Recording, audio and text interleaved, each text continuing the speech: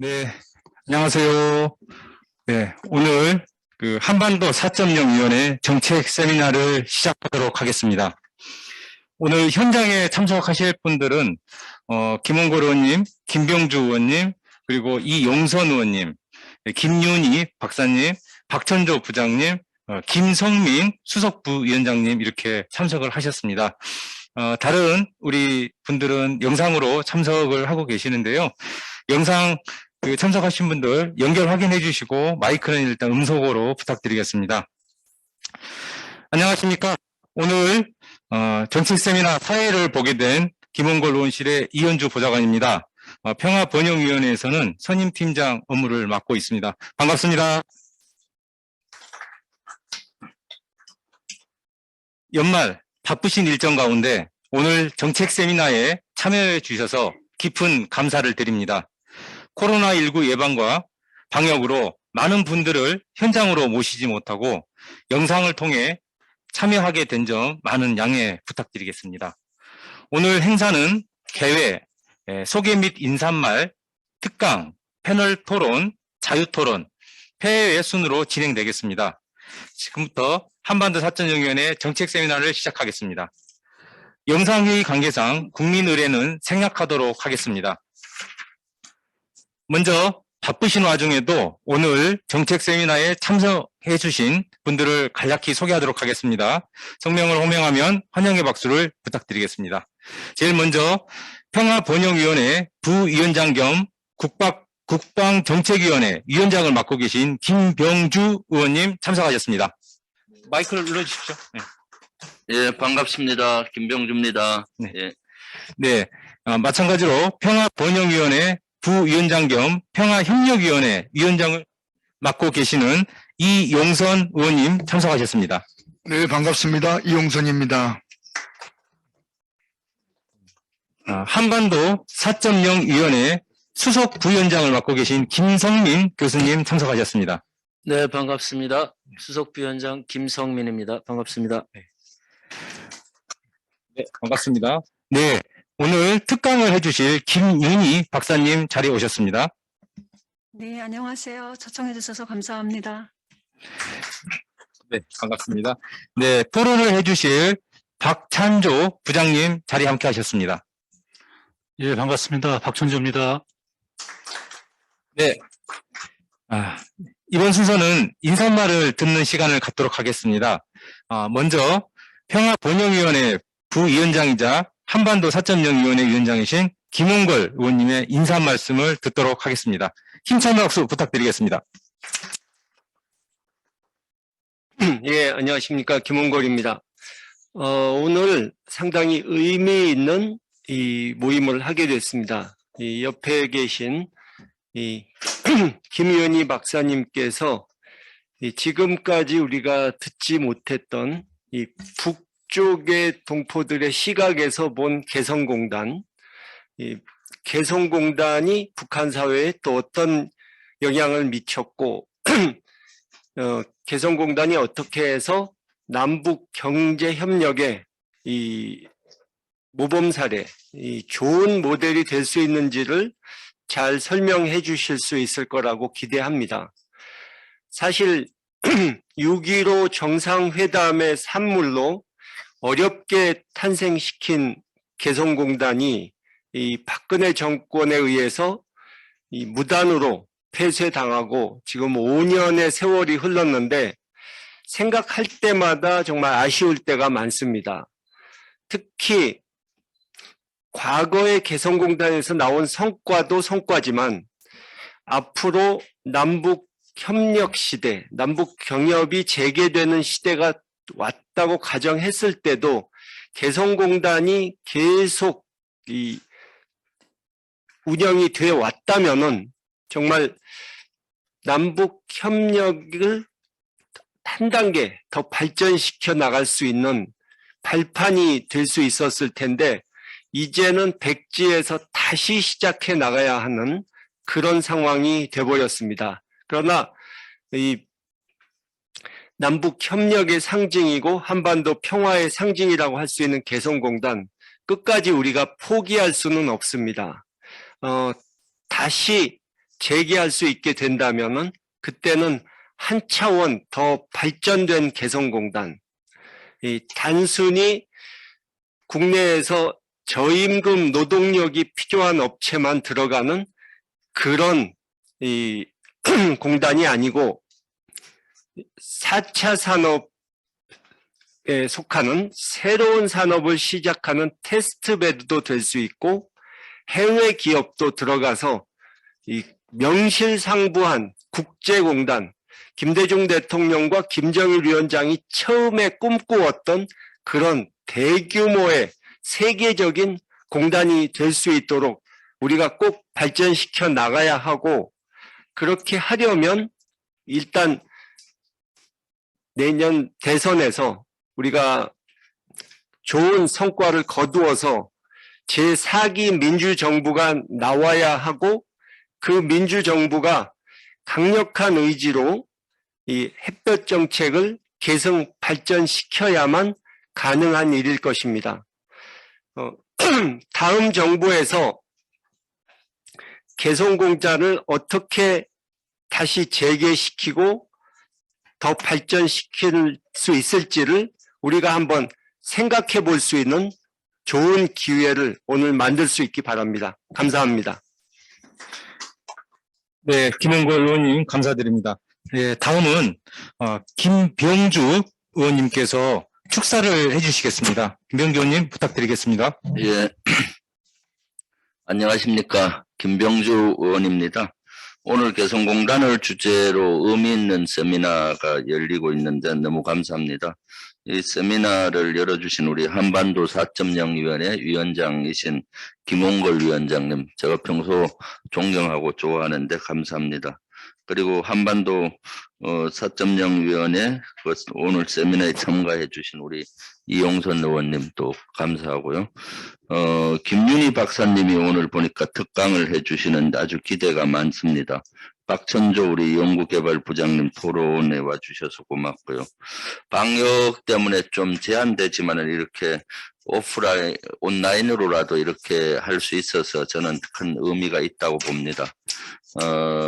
지금은 남북관계가 살얼음판처럼 얼어붙어 있습니다. 하노이 정상회담 때 노딜 이후에. 그래서 민족공조의 상징인 개성공단의 불이 꺼진 지도 오래됐습니다. 개성공단은 평화의 상징이자 공동번영의 상징이기도 합니다. 참으로 안타깝습니다. 이제 우리는 민족공조의 남북관계를 중심으로 힘과 지혜를 모아야 합니다. 한반도 운명은 한반도를 살아가는 우리가 결정을 하고 우리가 개척해야 할 우리의 문제라고 저는 늘 생각합니다. 우리의 힘으로 새로운 봄을 만들어야 합니다. 우리의 힘으로 개성공단의 불을 다시 밝힐 방안을 만들어내야 합니다. 그러면서 오늘 이 자리에 모인 분들이 마음을 모으고 힘을 모으고 지혜를 모아야 한다고 봅니다. 지금 우리는 대통령 선거를 앞두고 있습니다. 앞으로 5년을 책임질 대통령인데 저는 5년을 책임지는 대통령은 우리 앞으로 50년을 영향이 간다고 봅니다. 지금 알다시피 대변혁기에 놓여 있죠. 기후변화, 코로나, 또 4차 산업혁명, 그러면서도 동북아 지역의 패권 경쟁, 또 한반도 문제. 그래서 다음 대통령은 새로운 질서와 새로운 틀을 만드는 대통령이라고 봅니다. 그래서 새로운 틀을 잘 만들면은 이제 50년이 그러한 틀 속에서 지속되겠죠. 그래서 이런 중요한 시점에 우리 또 이재명 후보님은 평화를 만들고 하는데 아주 의지가 강하시고, 그래서 우리 평화번영위원회 속에 우리 한반도 4.0 위원회를 만들어서 이런 활동을 하고 있다고 봅니다. 오늘 모이신 분들은 목표가 다 같다고 봅니다. 이재명 후보님을 지지하고 또 이재명 후보님이 꼭 대통령을 만들어서 북한을 비핵하면서 평화체제를 만들고 또 개성공단을 다시 열어서 더 확대된 개성공단으로 나아가는 길을 찾아야 된다고 봅니다. 오늘 아무쪼록 이러한 토론회를 통해서 그러한 해답을 찾아가는 시간이 되고 또 의지를 다지는 시간이 됐으면 좋겠습니다. 다시 한번 감사드립니다. 네, 김병주 의원님 대단히 감사합니다. 네, 다음은 우리 한반도 평화번영위원회 삼총사 중에 한 분이시죠. 이용선 의원님의 축사 말씀을 듣도록 하겠습니다. 축사 부탁드리겠습니다. 예, 반갑습니다. 이 새미친데 이렇게 토론회를 개최해서 또 많은 분들이 참여해서 열심히 공부하고 또 대책을 강구하는 모습이 참으로 보기 좋고 의미가 있다고 생각합니다. 오늘 주제가 개성공단입니다. 개성공단은 우리 김홍걸 우리 의원께서 말씀하시다시피 햇빛 정책의 가장 핵심적인 성과이기도 하고 뭐 남북 평화나 경제 협력, 특히 교류 협력에 매우 중요한 자산이자 그 핵심 과제였습니다만 지금 벌써 5년째 문을 닫고 있고 거기에 주역으로 역할을 했던 많은 기업들이 여전히 큰 고통과 어려움에 빠져 있습니다. 하지만 개성공단이 재개된다면 거의 대다수가 다시 참여하겠다 이런 입장을 바뀔 정도로 개성공단은 남과 북 모두에게 도움이 되는 남북의 공동 번영에 매우 중요한 실험이었다고 생각합니다. 지금 북도 남북관계를 재개하는데 개성공단은 매우 전략적이고 또 핵심적인 그 과제라는 점들을 분명히 하고 있습니다. 지금 남북관계를 복원시키고 또 북미관계를 그 재개하기 위한 노력들이 진행되고 있습니다만 이것은 개성공단과 같은 핵심 문제를 풀어나갈 때만이 해결될 수 있는 문제다 이렇게 생각합니다. 그러려면 지금 현재 2017년에 그 안보리에서 그 확정된 이 제재 문제를 저희들이 비껴나갈 수가 없습니다. 소위 경협이 재개되기 위해서는 일상적인 교역이라든지 수출이라든지 또한 벌크 캐치 같은 자금이 오갈 수 있는 것을 그 봉쇄하고 있는 소위 대북 제재 문제들을 저희들이 비껴나갈 수 없다 이렇게 보여지고 그 문제를 해결하는 것이 막힌 북미 대화나 또 남북 대화를 재개하는데 매우 관건적 요소가 되고 있습니다. 그런 점에 있어서 미국이나 특히 그 안보리 상임이사국 같은 핵심 국가들하고의 우리의 그 협상이 매우 적극적으로 진행이 돼서 적어도 제재 문제를 돌파하면서 북미 대화를 재개하고 남북 대화를 재개하는 이런 노력들이 성과를 거둬야 된다고 생각합니다. 이것이 종전선언과 같이 물릴 때만 다시 멈춰선 한반도 평화 프로세스가 재개될 수 있다고 보여지고 그 속에 이 개성공단의 활로 해법도 있지 않나 이렇게 생각하고 이제는 뭐 연말입니다만 내년 오는 이민년은 반드시 대선도 승리해야 되지만 그런 기운을 가지고 막힌 북미 남북 대화의 새로운 그 재개의 돌파를 반드시 성취해서 개성공단을 재개하고 남북의 평화 번영에 다른 새로운 시대를 여는 해가 되기를 기대하고 그 관건은 반드시 3월 9일 이재명 후보의 아마 당선이 그런 중요한 변화에 아마 결정적인 역할을 하게 되리라 이렇게 믿습니다. 아마 지금 북에 소위 전원위원회가 진행이 되고 있는데 아마 오늘까지 하리라고 이렇게 관측하고 1월 1일 날은 공동 신년사설 형태로 입장이 나오리라고 봅니다만 대체로 예측컨대는 북도 깊은 고민을 아마 하고 있을 겁니다. 지금 명백한 아마 그 결론을 내리질 못하고 오는 그 3월 한국의 남한의 이 대선의 결과들이 어떻게 그 결말이 맺어지는가 이걸 보고 아마 대외 정책이나 대남 정책에 대한 이 방향을 결정하지 않을까 싶고 대체로 우리의 승리를 통해서 남북관계, 북미관계 이런 대전환 시대를 반드시 열어나갈 필요가 있다 생각합니다. 오늘 발표하실 우리 김인희 박사님은 지금까지 개성공단의 문제를 다루는 일반 학자들하고 좀 다른 방식의 강연을 하실 것 같습니다. 그야말로 내재적 관점에서 북의 실제적인 어떤 반향과 의미 작용을 했는지를 아마 정리하는 귀한 발표를 하신다고 들었습니다. 참으로 모두에게 큰 도움이 됐으면 좋겠다 싶고요. 저는 끝까지 좀 믿지를 못하고 다음 일정 때문에 나가야 돼서 자료를 좀 참고하는 것으로 하겠습니다. 여러분 새해도 건강하시고 우리 모두가 힘을 모아서 다시 새로운 그 정부를 재창출하는데 큰 역할을 해주시길 기대하겠습니다. 오늘 토론 성공적으로 이루어지기를 빌겠습니다. 고맙습니다. 네, 용선 의원님 대단히 감사드립니다. 네, 마지막으로 오늘 참석해 주신 한반도 4.0위원회 수석 부위원장을 맡고 계신 김성민 교수님 인사 말씀 부탁드리겠습니다. 네, 반갑습니다. 개성공단 하면 우리 한국 언론에서는 퍼주기다 이렇게 많이 이야기하고 실제로 그렇게 많이 각인되어 온 것이 사실입니다. 오늘 김인희 박사님 또 우리 박천조 선생님 발표 토론을 통해서 이렇게 정리했으면 좋겠습니다. 개성공단은 작은 평화다.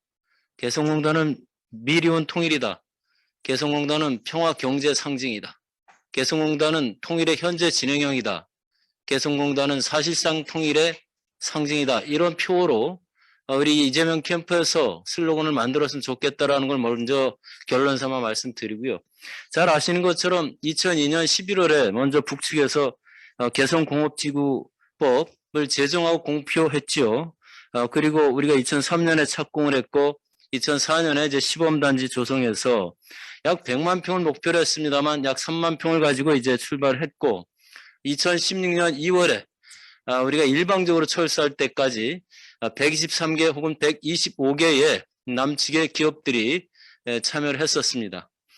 우리 젊은이들 대체로 앞으로 다가올 통일병을 걱정을 합니다. 그리고 개성공단의 의미에 대해서 되묻습니다. 개성공단이야말로 실제로 우리가 거둬온 경제적 효과가 대단히 큽니다. 참여한 기업들 125개일지라도 유관기업 그 125개의 원료를 제공하고 원료를 제공하기 위해서 일하는 공장의 유관기업만 해도 약 3,500개 정도가 됩니다. 그러면 유관기업까지 노동자 근로자를 따지면 약 8만 명 안팎이 남측의 우리 근로자들도 개성공업지구와 관련이 되어 있다라고 하는 사실입니다. 따라서 개성공단이 일방적으로 표시한 건은 우리 남측의 젊은 근로자들의 일자리도 상실시켰다라는 겁니다. 우리 젊은 친구들 그동안 보수 언론 중심으로 해서 개성공단은 퍼주기다라고 하는 일방적인 분단 서사에 너무 많이 각인되어 있는데 개성공단이야말로 가장 현실적으로 경제적 효과도 있을 뿐더러 더 중요한 것은 개성공단은 실제로 독일이 동방정책 20년 동안 교류를 했습니다. 우린 70년 넘게 너무나 단절되어 있습니다. 너무 모릅니다. 그러나 가장 최근에 서로가 서로를 알 수 있는 실험공단이 바로 개성공단이었습니다. 5만 5천 명의 북측 근로자를 통해서 우리 한국에 참여한 1,000명 정도의 남측 근로자 또 관리자들은 물론이고 교류를 하는 사람들이 서로 만나는 정말 남북이 최근에 가장 교류할 수 있었던 문화적 교류의 공간이었습니다. 서로가 서로를 보고 이렇게 우리가 교류할 수 있다라고 하는 것을 상징적으로 보여준 공간입니다. 따라서 경제 협력을 넘어서 문화적 협력으로 가는 상징적 공간이었다라고 생각합니다. 따라서 앞서 우리 두 의원님 말씀하신 것처럼 개성공단을 우리가 재개하는 것은 유엔 제재 미국의 의사를 묻지 않아도 우리가 일방적으로 표시한 것처럼 일방적으로 재개할 수 있는 겁니다. 현 정부의 결기가 부족했습니다. 차기에 우리 이재명 후보님이 정권을 창출하는 걸 기대하고 차기 정권에서는 바로 이러한 미리온 통일, 작은 평화 또 평화 경제 상징으로서의 개성공단 빨리 재개해야 됩니다. 우리 이재명 후보님 또 다 같이 노력해서 필승을 기원하면서 오늘 개성공단에 대한 논의가 앞으로 평화 번영에 논의의 출발점이 되기를 간절히 기대합니다. 고맙습니다. 네, 김성민 교수님 대단히 감사합니다. 예, 마이크 꺼주시고요. 네, 지금 잠시 좀 자리를 이석하고 하셔야 되니까요. 잠깐 화면을 좀 닫아주시고요. 잠시만 좀 기다려 주십시오.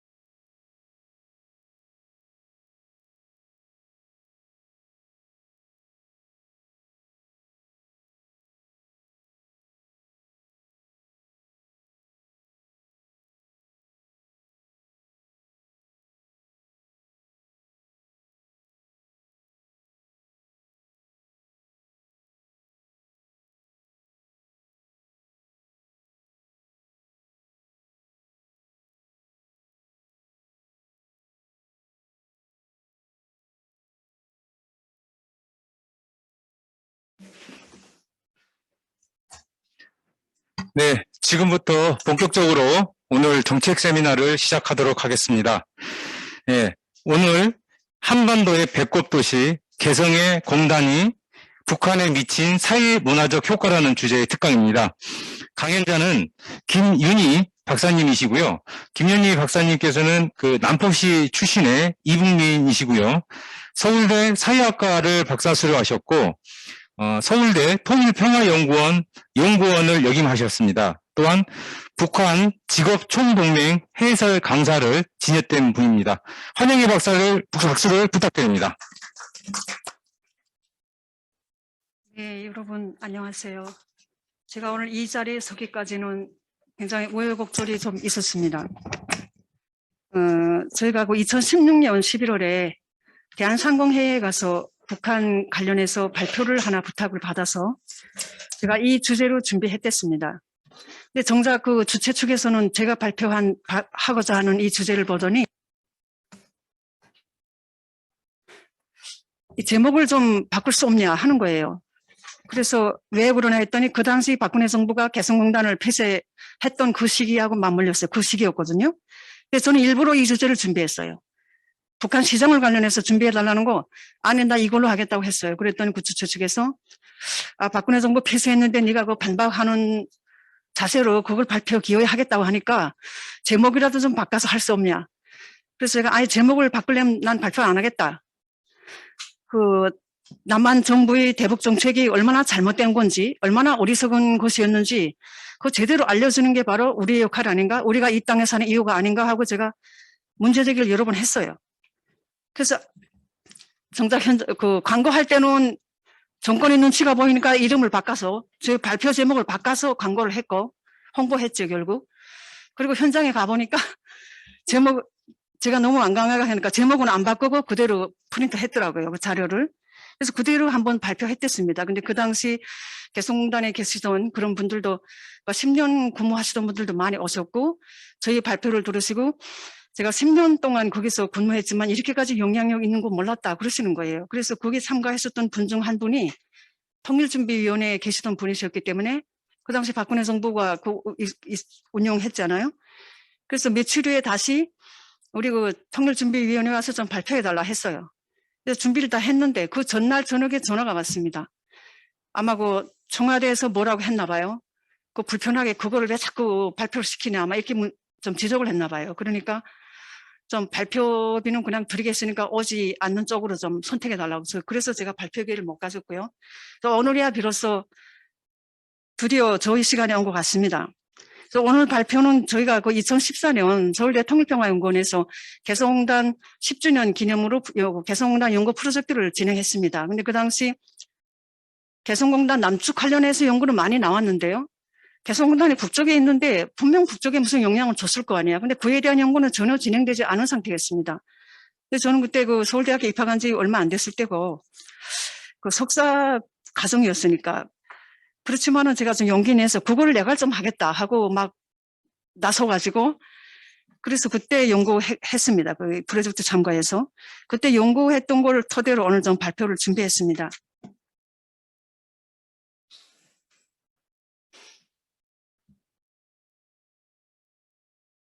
네. 그래서 오늘 제목이 북한식 이름 같죠? 한반도의 배꼽도시. 네, 북한에서는 개성을 한반도의 배꼽도시라고 합니다. 저도 이 임팩트가 있어서 기호에 여고 한반도의 배꼽도시라는 걸 좀 넣어야 되겠다 해서 였거든요, 제목에. 왜 안,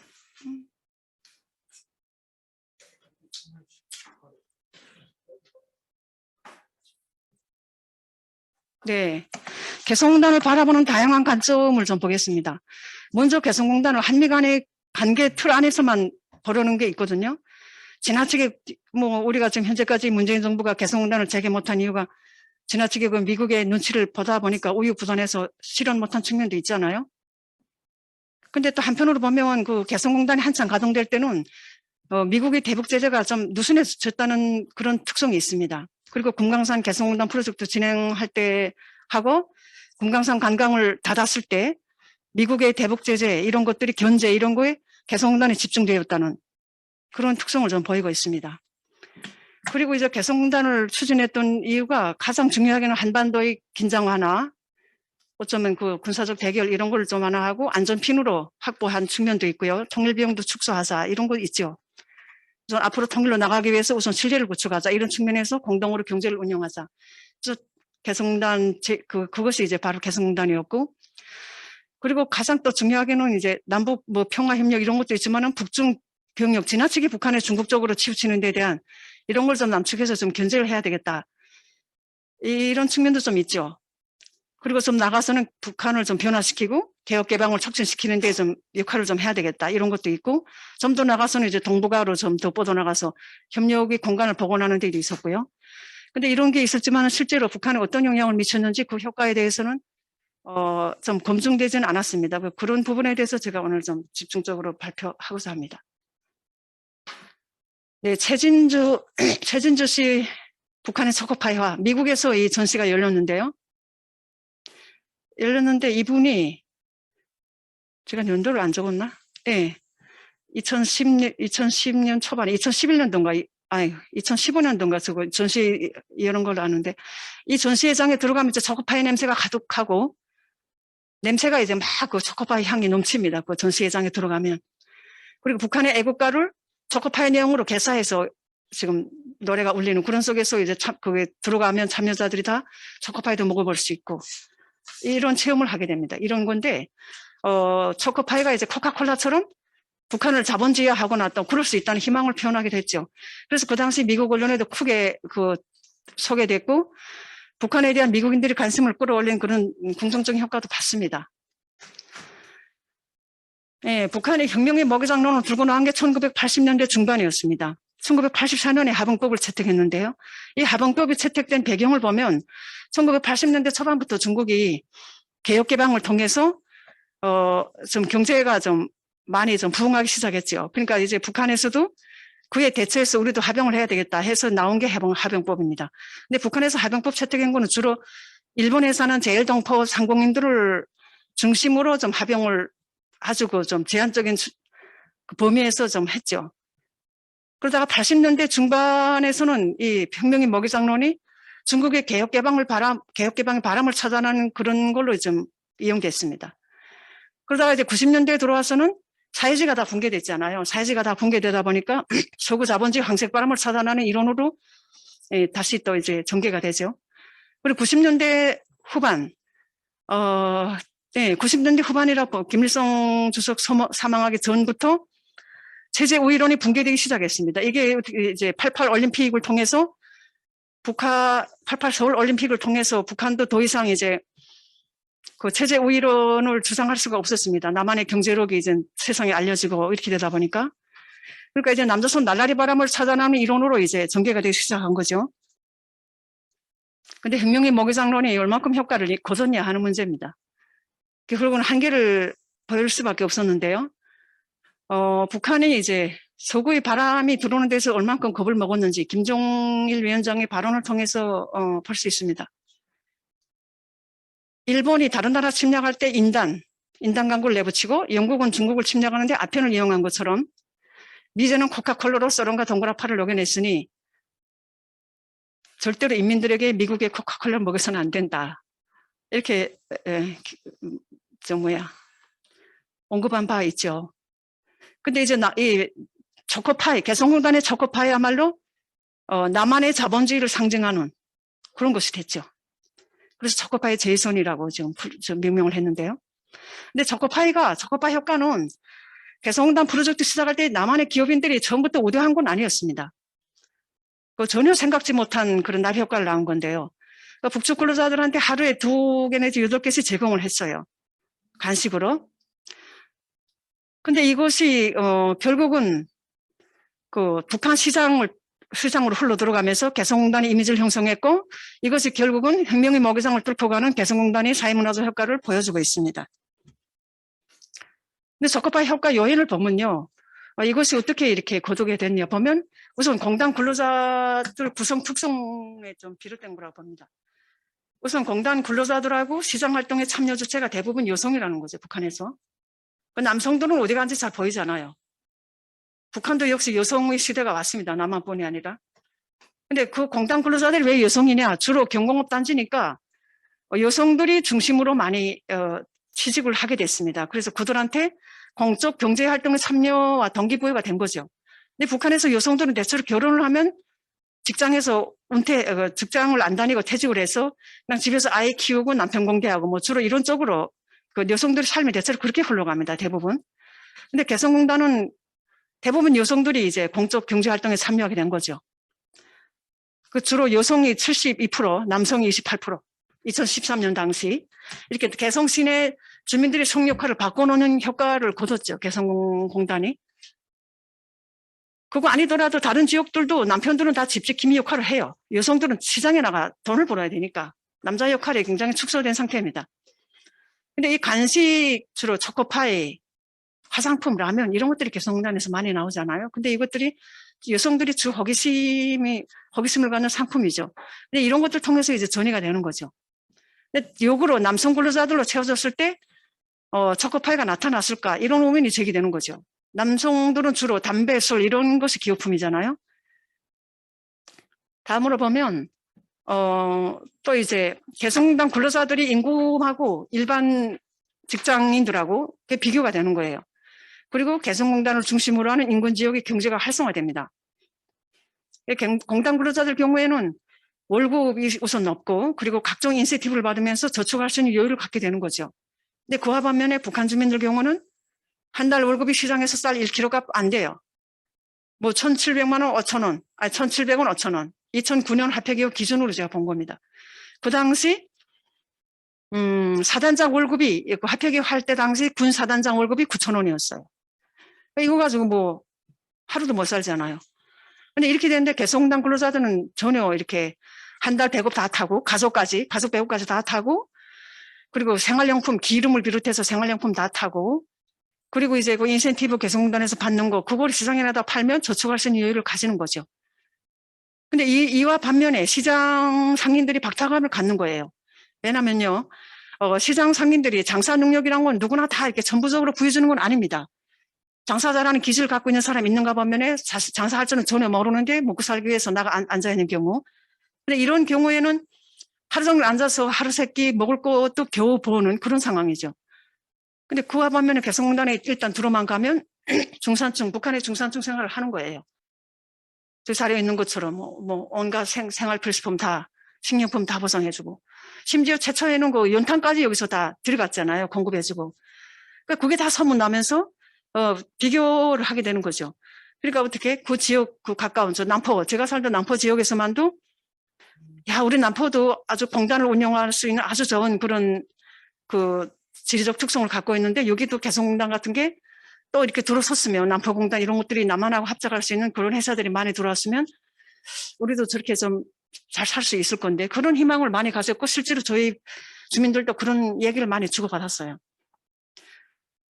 그리고 또 개성공단 같은 안정적 일자리 많은 선호했습니다. 그 공단은 일반인들이 들어갈 수가 없어요. 개성공단 안에서만 들어가는데 그것도 성분 좋은 자들만 골라서 들어가죠. 근데 개성공단은 원래 그 이승만 정부를 경험을 했던 신해방 지구다 보니까 그런 주민들이 많이 원래 살았죠. 근데 전쟁이 끝난 다음에 여러 차례에 걸쳐서 주민을 교체했습니다. 북한이. 그러다가 1970년대 중반에 들어서서 1970년 8.18 도끼 사건을 계기로 해서 그 당시 북한은 정말로 전쟁 준비했어요. 내적으로. 전쟁이 일어나는 줄 알았습니다. 그래서 그에 대한 대응책으로 평양시를 우선 중심으로 4만 세대가 넘는 그런 세대들을 다 축소했습니다. 그러니까 불량 성분을 가진 자들, 주로 남측과 연계될 수 있는 성분을 가진 자들, 전쟁 시기 행불자, 월남자 이런 가족들 다 축소했죠. 저희 가족도 그 속에 들어갔습니다. 그래서 저희들도 함경도에 서게 됐는데 그 1차적으로 평양시를 정리했고 2차적으로는 판문점 지역 1977년, 78년 이 사이에 다 군사 그 판문점 지역 개성, 황해남도 연안, 강릉 이 일대를 몽땅 다 거기서 이제 성분 불량자들을 솎아서 그 함경 남북도 이북으로 다 보냈어요. 그리고 거기에서 중성분자들, 핵심 분자들을 다시 보낸 거예요. 그러다 보니까 개성은 옛날에 그 성분 나쁜 사람들은 좀 없어요. 거의. 주로 그렇게 주민 교체가 많이 된 거죠. 근데 그 개성공단에 들어가기 위해서 그 보안원 하면 북한에서는 가장 선호하는 직업입니다. 지금도. 근데 그 보안원 하던 사람이 생어거지르고 좀 뇌물도 먹이고 해서 그 제대돼서 개성공단에 입직한 그런 사례도 있습니다. 제가 인터뷰 해보니까. 그만큼 개성공단은 북한 주민들 속에서는 선호한다고 보시면 되겠습니다. 개성공단의 첫 시제품이 바로 저거죠. 저 스테인리스. 북한에서 수댕이라고 하는데. 네, 오전 10시 출고됐는데 6시 서울에 입점했습니다. 근데 이 당시 이제 600세트가 2시간 30분 만에 완판됐는데 그 당시 이거를 구매하기 위해서 문 열기, 판매하기 전 몇 시간 전부터 줄이 너무 줄어 서다 보니까 안내 요원들이 와서 질서를 잡지 않으면 안 되는 그런 상황이었고 그 당시 이산자 가족들, 북한하고 연계가 있는 그런 연고가 있는 그런 분들이 많이 와서 사갔었다고 합니다. 그리고 평양에서도 폭발적인 인기를 얻었습니다. 북한 주민들이 자본주의 상품을 처음 접한 거는 일본 상품이었습니다. 우리가 그 1955년도에 55년도인가 그때 제일교포 정책을 발표했고 북한이 그리고 60년대 이후에까지 많이 갔지 않아요? 교포들이 이제 북한으로 돌아갔죠. 일본에 사시던 우리 제일동포들이. 그들을 통해서 일본 상품들이 많이 유입을 됐습니다. 그러다 보니까 일본 상품을 써본 거예요. 근데 일본 상품, 자본주의 상품이 얼마나 좋은지 체감하게 됐습니다. 근데 일본 상품에서 특히 세이코 이런 시계 같은 거는 그야말로 버물처럼 여길 정도로. 근데 일본 상품이 북한에 들어오면 다시 북한 유학생들을 통해서 동독에 나가 있던 북한 유학생들을 통해서 동유럽 사회주의 나라들까지 유포됐습니다. 그리고 실제로 일본 중고 옷이라 할지라도 남성들이 정장, 일본 중고 이런 것도 국경 일대에서 북중 국경 일대에서 고난의 행군 시기 1996년, 7년 그 당시도 그쪽에 중국에 단동에 사는 중국 사람들도 너희 일본 정장이 남자들 정장이라면 있으면 사겠다 이렇게 주문하는 정도였습니다. 그래서 선호가 됐죠. 근데 이게 점점 대북 제재, 북일 관계가 악화되면서 북한의 무역선이 일본에도 잘 들어갈 수가 없고 이렇게 되면서 점차적으로 희소성을 띠게 됐습니다. 그러니까 북한 사람들은 일본 상품을 쓰다가 그게 너무 구입이 어려워지고 이렇게 되다 보니까 그거를 이렇게 충족시키기 어려웠죠. 그러다가 근데 남한 상품에 대해서는 전혀 이렇게 그런 초보적인 상상력도 가지지 못했어요. 그러다가 1980년대 TV를 통해서 남한 대학생들이 시위 장면이 노출됩니다.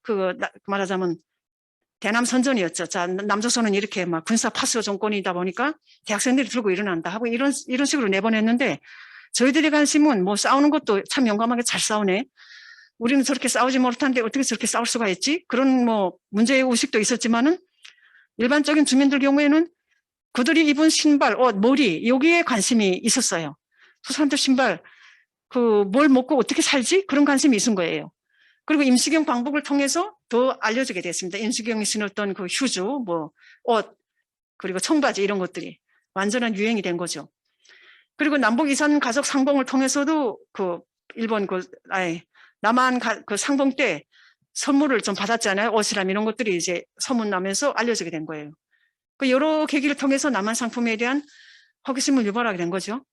저 같은 경우에는 1997년도에 저희 평양에 있는 오빠가 사촌 오빠인데 그 오빠가 2000년도 정상회담 경축 서울 평양 어린이 서울 방문 때 여기 여원으로 방문했습니다. 저기 여기 와서 그 영상을 보고 깜짝 놀랐는데 그 오빠가 저희들한테 얘기한 게 있어요.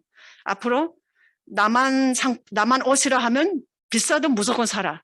세계적으로 방지 1위가 남조선이 세계 1위라고 그 이야기를 하시는 거예요. 그래서 그때 알았어요. 그래서 남한 상품에 대한 그런 호기심, 그런 걸 내가 언제면 남한 상품을 쓸 수가 있지 이런 생각을 갖고 있었거든요. 근데 고난행군을 통해서 이제 중국 상품이 쓰러 나오는데 그야말로 쓰레기 상품이었습니다. 코플렉이라고 했는데 저희들은 그거를 자존심이 상하지만 저희는 쓸 수밖에 없었어요. 그거밖에 없으니까.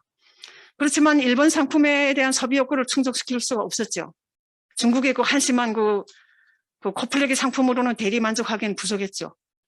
근데 이것을 바로 개성공단 상품이 채워준 거예요. 기술력과 품질에 있어서는 일본 산하고 쌍벽을 이룹니다. 그래서 북한 시장에서는 지금도 남한 산하고 일본 산이 같아요. 1위 판매 순위 할 때. 그리고 이제 주로 개성공단 상품들이 경공업 상품이다 보니까 생필품 중심이다 보니까 중국에 나오는 중국 상품하고 쉽게 비교할 수 있는 그런 게 있었죠. 그리고 이제 북한 주민들의 생활 세계 시장을 통해서 유통을 되면서 침투하게 됩니다. 점차적으로. 그럼 북한 주민들이 그거를 개성공단의 효과를 몸으로 체화하게 되는 거죠. 상품을 쓰고 입고 하는 과정에.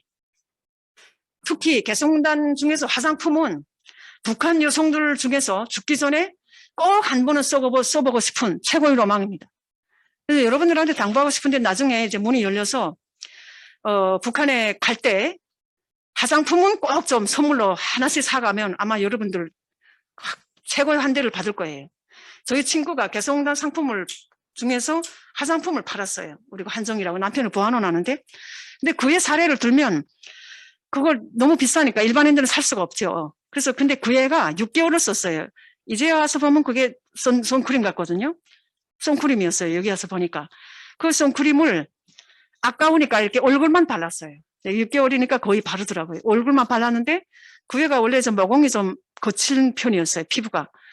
근데 어떻게 매끈해지면서 여기만 하얀 거예요. 진짜로 얼굴만. 목하고 딱 경계가 나는데 그래서 저는 아니 어떻게 화장품이 저렇게 여술을 부리는 것처럼 그런 화장품이 있지? 저는 좀 신기했거든요.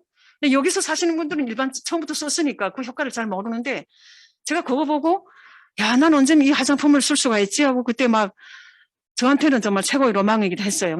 여성이라면 다 누구나 화장품은 로망이죠. 근데 개성공단 화장품이 상품이 다 전이야. 그게 아니에요. 북한 시장에서 북한산에 밀리는 개성공단 상품이 있어요. 그게 뭘까요? 그게 뭔 것 같아요, 여러분? 북한에 가면 남한 상품 밀리는 게 있어요. 분명히 있거든요. 그게 바로 돼지고기, 이면수 가자미를 비롯한 농식품, 그 수산물이에요. 북한에서 수산물은 양식이 대체로 없어요. 거의 최근에 양식을 한다 하는데 그건 얼마 되지도 않고 바다에서 직접 잡았기 때문에 맛있거든요. 근데 여기서 들어가는 건 대체로 양식이잖아요. 그리고 돼지고기도 북한의 돼지고기가 더 맛있어요. 그래서 북한 그 개성시장에서도 북한 돼지고기가 더 비싸고 계란도 마찬가지예요. 계란도 북한산이 더 비싸고 개성공단에서 통해서 들어오는 거는 다 저렴합니다. 그래서 돈이 좀 없는 사람들이 개성공단 돼지고기랑 사 먹는 편입니다. 개성공단 상품은 원래 공식적으로 유출되지 못하게 되어 있습니다. 근데 이것이 어떻게 유출되냐? 우선 인센티브를 통해서 받는 거 이게 다 이제 시장을 통해 들어가죠. 그거 쓰지 않아요. 대체로 개성공단 사람들이 다 팔아서 돈으로 저축합니다. 그다음에 이제 간부들이 그래서 간부들 경우에는 합법이죠. 근로자들 경우에는 불법이 되고 간부들 경우에는 이제 개성공단 우리 남측 성원들을 통해서 이렇게 저렇게 막 쫄커 가지고 그걸 이제 가져가서 시장에다 넘겨서 이런 식으로 판매가 되고 그다음 근로자들의 저돌 행위입니다. 그 여러분들 이거 보면 그 좀 기겁할 수도 있는데요. 저절행위란 게 뭐냐? 솔직히 좀 슬그머니 주머니에 넣고 가는 거죠. 쿤지와 자군지에 의해서, 쿤지는 간부들이고 자군지는 근로자들인데, 쿤지와 자군지에 의해서 개성공단 상품이 좀 시장으로 나갑니다. 그 여기 남측 근로자들, 남측 성원들 얘기도 들어보니까 막 천 한 필씩 없어진다 해요. 그래서 이렇게 자꾸 훔쳐가면 남는 게 뭐가 있냐 그렇게 걱정할 수도 있는데 전혀 그건 아니고요. 자기들은 그냥 투자비 일부라고 생각한다고 합니다. 여기서 그 남측 기업인들이 얘기를 들어보니까. 그럼에도 불구하고 30배는 이익을 번다니까요. 근데 처음에는 이렇게 저절해 갔는데 점차적으로 그렇게 그 행위가 발각될 때 개성공단에서 그냥 퇴직시키는 이런 식으로 이제 당국이 통제를 심하게 했어요. 근데 나가서 살아보니까 시장에 나가서 벌이하는 게 개성공단에서 내가 생활을 보장받으면서 일할 때하고는 하늘과 땅 차이인 거 비교가 되는 거예요. 그때부터 이런 행위를 하면 안 되겠다는 것을 자각하게 됐고 이분들은 개성공단에서 저절 행위가 분절되게 됐습니다. 근데 한편으로는 이런 그들의 그런 행위에 의해서 개성공단 효과가 더 배가 된 측면이 있죠. 그래서 어떻게 막 그렇게 할 수가 있지 이렇게 생각할 수 있습니다. 여기 분들 경우에 어떻게 막 공공의 재화를 막 가져갈 수 있냐 이렇게 의문을 가질 수 있는데 실제로 개성공단 근로자들은 노동의 대가를 남측에서 지불하는 걸 다 받지 못합니다. 그냥 배급을 다 가족까지 한 달치 하고 생활용품으로 받아요. 그러니까 이 돈은 실제로 남측 근로자, 남측 성원들을 통해서 자신들이 얼마씩 지불받는다고 압니다. 근데 실제로 차려주는 건 그건 아니잖아요. 그러니까 자기들이 한테 차려질 몫을 빼앗긴다는 그런 반감을 갖고 있습니다. 근데 이걸 다른 데서 보충해야 된다는 심리도 유발하는 거죠. 그리고 또 다른 측면에서 볼 때 북한 주민들이 공공재화에 대한 절취행위는 생계 차원에서 저항적 성격을 띱니다. 보면 이렇게 좀 골고루 분배가 되지 않고 간부들, 간부놈들이 더 가져가서 먹는다든지 이런 거 있죠. 근데 보면 막 늑골 실종 정도다. 막 그렇게 해서 그럼 난 조금 훔쳐 가져가서라도 나도 내 주머니 채워야 되겠다. 이런 저항적 성격도 띠기도 합니다. 그러니까 이런 의미에서 사회적 재화를 재분배한다는 의미를 갖고 있는 거죠. 그러니까 어떻게 공공물자를 절취하고 좀 조절하는 사람들을 자체로 뭐라 부르냐면요. 조절위원회라 부릅니다. 조절위원회가 움직인다. 이렇게. 조절위원회 조절하러 가야지 이렇게 말합니다.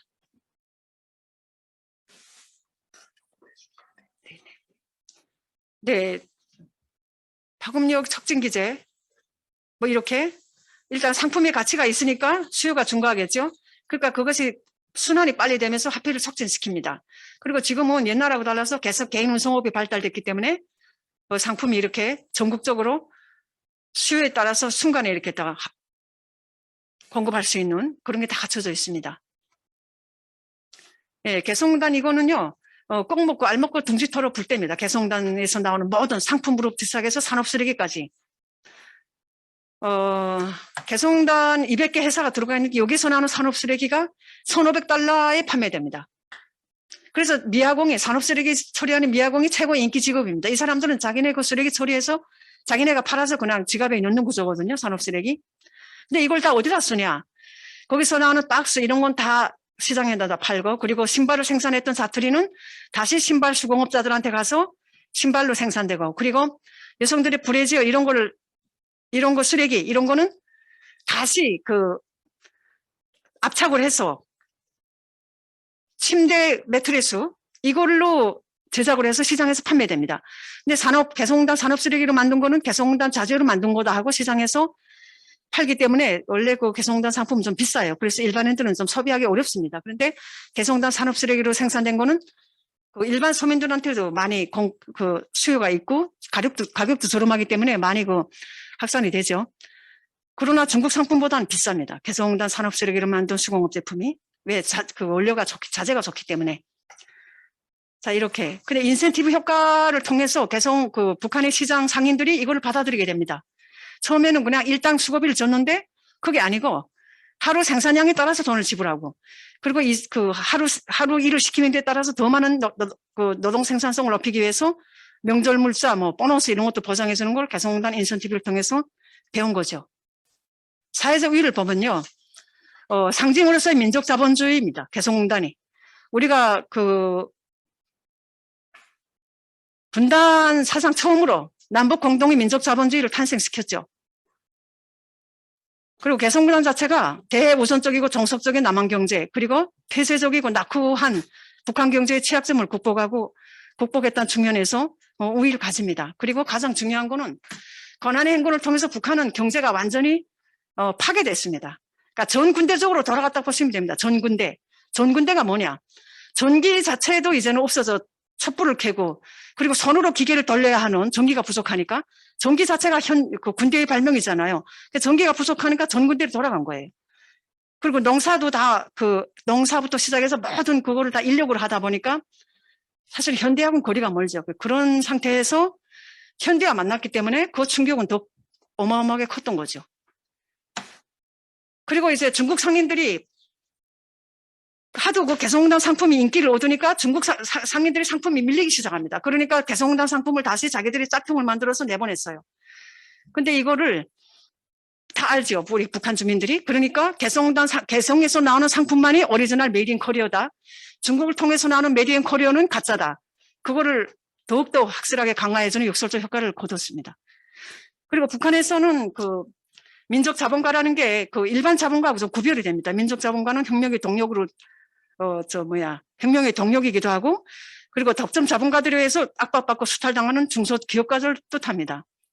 근데 개성공단 기업가들이 한계 상황에 처했던 중소기업가들이었다는 측면에서 북한이 말하는 민족 자본가들에게 해당이 되는 거죠. 근데 원래 그 북한 당국에 있어서 개혁개방이라는 게 그 체제 유지 방해여서 체제화의 가능성이 내재되어 있기 때문에 굉장히 그 좀 두려움을 갖고 있어요. 왜냐하면 북한이랑이 지정학적 추정으로 중국, 러시아, 그리고 남쪽으로는 미국, 세계 초강국 속에 포위되어 있잖아요. 그리고 이들이 다시는 타민족에게 그 우리가 지배를 받아서는 안 된다는 이런 주체의식이 굉장히 강합니다. 그래서 지금까지 폐쇄적으로 경제를 운영해온 측면도 그런 데서 비롯된 것도 있어요. 자립적 민족 경제. 그래서 외세가 들어오면 다시 종속될 수 있다는 이런 굉장한 두려움을 갖고 있습니다. 그런데 반대로 남한의 민족 자본가들이 투자 이런 거는 그런 두려움을 해소해주고 우리 민족끼리라는 그 자주적인 발전이라는 당국의 그 통일전선 이념에도 부합된다는 거죠. 그 기능으로서의 민족 자본주의 보면요, 남북 간의 이질감을 극복하고 동질성을 회복하는데 아주 그 중요한 역할을 했습니다. 공단에 대해서는 좀 여기서 알려졌기 때문에 간단히 사례를 들면 그 북한의 경수로 있죠, 신포. 경수로 안에서 그 실제로 남북 근로자들이 일하면서 정치 얘기만 빼면 싸울 일이 없었대요. 제가 여기 와서도 경수로 참여했던 사람들, 북에 있을 때도 그 지역 언니가 거기서 살기 때문에 알아요.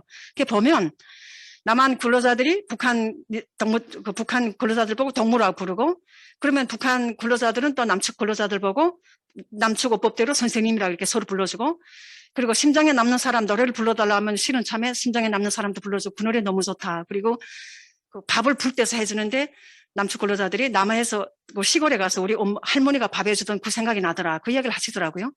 그리고 그 석후역이라고 있어요. 그 경수로역 가기 전에 석후역에서 벌어진 얘기를 하는데, 라면을 너무 먹고 싶어서 석후역에 계시는 그 철도 사령원 한 분이 남측 근로자들 보고 그 라면을 좀 달라고 했대요. 근데 라면을 좀 박스로 갖고 나갔는데 전해줘야 되는데 감시가 너무 많지 않아요. 그러니까 남측 근로자들이 같이 그 북측 근로자들하고 어울리면서 이걸 어디다 감출까 해서 저기 뭐 몇백 미터 가면 어디 있는데 거기다 감추면 내가 가져가겠다.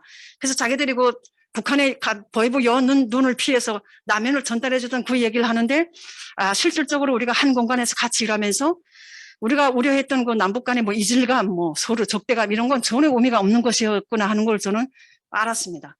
그리고 개성공단 상품을 사서 쓰고 소비하는 과정에 남한 사람과 동일시하는 효과를 가지게 되는 거죠. 왜냐하면 이 개성공단 상품이 나가서 서울 사람, 남한 사람들이 사서 쓴다니까, 그럼 나도 똑같이 쓰는 거잖아. 이런 생각을 하는 거죠. 그리고 민족의 힘을 앞서서 파괴된 경제를 복구할 수 있다는 희망을 제시했습니다. 실질적으로 북한의 경제는 외부 뭐 이렇게 하지 않으면 자체로 복구할 수 있는 가능성이 없어요. 거의 없다고 보시면 됩니다. 지금 현재 북한이 경제를 좀 복구했다는 거는 대체로 중국에서 기업가들이 북한에 다 투자해서 실질적으로 중국 기업가들이 들어가서 투자해서 공장을 운영하는 겁니다. 네, 그래서 일정 기간 내에 이제 중국 우선도에서 북한 시장에 좀 벗어나는데 기여를 한 거죠. 제가 가장 중요하게 봤던 부분이 이 부분입니다. 억눌렸던 민족적 자긍심을 키우고 통일의식을 고취시켰다는 거죠.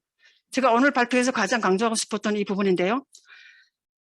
북한 주민들이 반일의식이 매우 강합니다. 이들은 어려서부터 마지막 일생을 마칠 때까지 일제 식민지 강점 기간의 만행에 대해서 개국개항을 통해서 끊임없이 계속 반복해서 그걸 받아요, 교육을. 그래서 그걸 절대 잊어먹지 않아요. 남한 사람들하고 틀립니다. 물론 남한 분들도 반일의식이 강하죠. 근데 그들이 그 과거 일제 식민지 통치로 상처 입은 민족적 자존심, 이것을 바로 개성공단 상품을 통해서 회복하는 데 일정 정도 기여했습니다. 그러니까 우리를 지배했던 그 일본, 우리는 막 쪽발이랑 막 비하하죠. 막 분노에 치달을 때마다. 그 일본을 극복하고 일본하고 동등한 그런 수준에 올라선 남한의 경제 발전, 이걸 보면서 우리 민족의 반쪽만이라도 일본을 따라선 데 대해서 굉장한 어떤 자긍심, 그런 걸 느끼고 있어요. 그리고 또 한편으로는 그러니까 북한이 지나치게 너무 이제는 중국에 많이 우선되는 그런 상태로 가고 있습니다. 지금 현재는 다 국제적 제재, 북한이 할 수 있는 게 없잖아요. 폐쇄, 고립, 압살, 공간 속에서. 그러니까 중국에 우선할 수밖에 없는 구조니까 이제 더욱더 북한 주민들 눈으로 볼 때도 우리가 물리적 강조, 옛날에 일제가 물리적으로 강점했다더니 이제는 중국이 이거는 경제적 식민지가 되어간다. 이런 울분을 갖고 있는 거죠. 고난의 행군부터 지금까지 중국에 넘어간 북한의 수많은 강서, 그리고 나무, 리목, 나무 그런 자재, 원목들, 이런 것들이 국제시장의 몇 분의 1도 안 되는 참으로 싸구려로 다 팔려나가는 걸 보고 북한 주민들은 정말로 울분을 참기 좀 어려웠죠. 그리고 이런 것들이 북한 주민들이 주체의식하고 충돌합니다.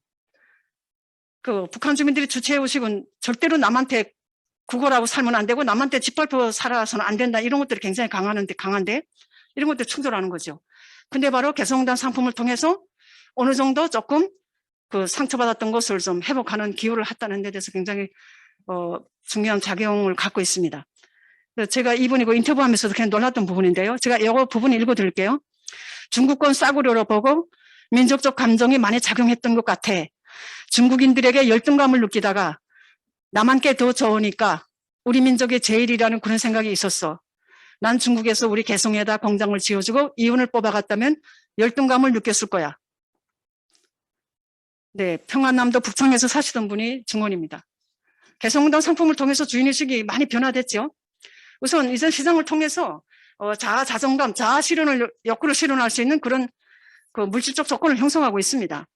근데 이제 내가 누구라는 걸 이제 과시하는 거죠. 옛날에는 배급 주는 대로 똑같이 살았는데 이제는 그게 아니고 나 돈 좀 꽤 있어, 나 이런 사람이야, 이런 거를 주로 옷 입고 먹고 먹는 이런 생활 소비품들을 통해서 표현하는 거죠. 그래서 개성공단이라는 상품을 통해서 이제 개성공단 상품 쓴다 이렇게 되면 저 사람은 돈도 좀 있고 뭐 좀 있다. 그래서 최소한 아무리 없는 사람이라도 개성공단 신발 하나라도 꼭 사서 신어야 하는 그런 거예요. 그래서 이제 폐쇄 사회에서 인간다움이란 게 뭔지, 인간답게 산다는 게 뭔지, 그런 삶의 질을 비교해 볼 수 있는 기준을 개성공단에 제시해 줬습니다. 그런 의미에서 우위가 있습니다. 그리고 이제 추상적으로만 저희가 2000년대 초반부터 남한 라디오 계속 들었어요. 저희들이 들었는데 2000년대 초반까지도 국민소득 15,000, 일본하고 비교하는 거죠. 일본은 얼마인데 현재 15,000. 근데 한 몇 년 지나니까 2만 불 시대 이렇게 되는 거예요. 그다음 또 세계 1위 경제 거기에서 1위 방직, 조선업, 전자, IT 이런 게 나오는데 그런 걸 저희는 계속 들었죠. 들으면서도 야 정말 대단하다 이렇게 많이 느꼈는데 그걸 추상적으로만 느꼈죠. 발전을 했나 보다. 근데 개성공단 상품을 통해서 눈으로 보고 쓰고 먹고 이런 과정을 통해서 체제 비판 의식도 하면서 우리 옛날에 70년대까지도 물론 80년대까지도 그렇게 교육을 했습니다. 남조선 우리보다 못 살고 남조선 고제들이 독실한다 이렇게. 그리고 그 남조선 고제들이 이렇게 발전할 동안 우리는 뭐 하고 있었냐 이런 반성과 함께 체제 비판 의식도 고취시키는 데 역할을 한 거죠. 그리고 이 밥의 고깃국은 조선시대로부터 내려오던 아주 옛날부터 내려오던 우리 조선 한반도에 살았던 조선시대 백성들의 소원이기도 했고 북한 주민들의 소원이기도 했고 김일성 평생의 슬로건이었습니다. 끝내 이 슬로건을 실현하지 못하고 김일성은 사망했죠. 그런데 이것이 결국은 개성공단이라는 제한적 공간에서 실현되었다는 인식을 갖고 있습니다. 개성공단에서는 일단 흰쌀로 다 배급을 줬고요. 잡곡이 아니고. 그리고 이제 고깃국은 계속 끓여줬어요. 이면수나 돼지고기 하여튼 이런 걸로 개성공단 근로자들한테 점심을 국, 반찬 이런 걸 제공해 줬죠. 개성공단 안에서 이것이 실현되었다는 인식을 갖고 있습니다. 우리도 할 수 있다는 동기부여도 했습니다. 그래서 가장 그 개성공단을 통해서 북한이 해낸 게 바로 이거예요. 초코파이. 처음에는 그 초코파이 받아서 좋았어요. 근데 하도 남한 언론이 그 초코파이 언론에 대해서 막 아주 국대하고 계속 언론을 통해서 하니까 북한 당국의 자존심을 건드렸던 거예요. 그래서 이거 아니다. 우리가 생산을 우리가 공급할게. 그래서 결국은 2015년부터 북한 당국이 자체로 지급하기 시작했습니다. 만들어서. 네. 그래서 우리가 이제 그 앞으로 개성공단 다시 운영하고 남북 그 민족 경제 협력 같이 할 때 우선 개성이라는 고급 브랜드 가치를 확보하는 게 이미 확보했죠. 근데 앞으로 이것을 더 그 가치를 높여나가는 것이 바로 우리의 과제라고 생각합니다. 원래 커리어라는 이름도 개성 상인을 통해서 나간 거잖아요. 세계에 알려진 거잖아요. 옛날에. 근데 이거를 우리가 옛 개성 상인의 전통, 역사 이런 걸 살리고 개성의 높은 브랜드를 같이 지켜나가는 게 바로 우리의 과제다. 실제 개성도 옛날에 고려시대 그 말하자면 건물들도 그렇고 많이 보존되어 있습니다. 그래서 북한의 고전 영화도 주로 개성에 가서 많이 찍거든요. 네.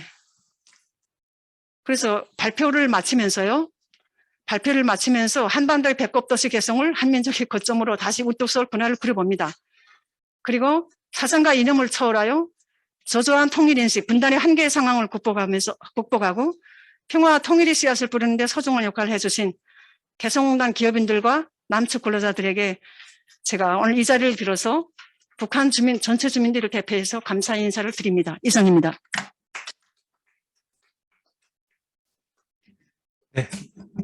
네. 네, 우리 김윤희 선생님의 현장감 있고 생생한 특강이었습니다. 너무 감사드리고요.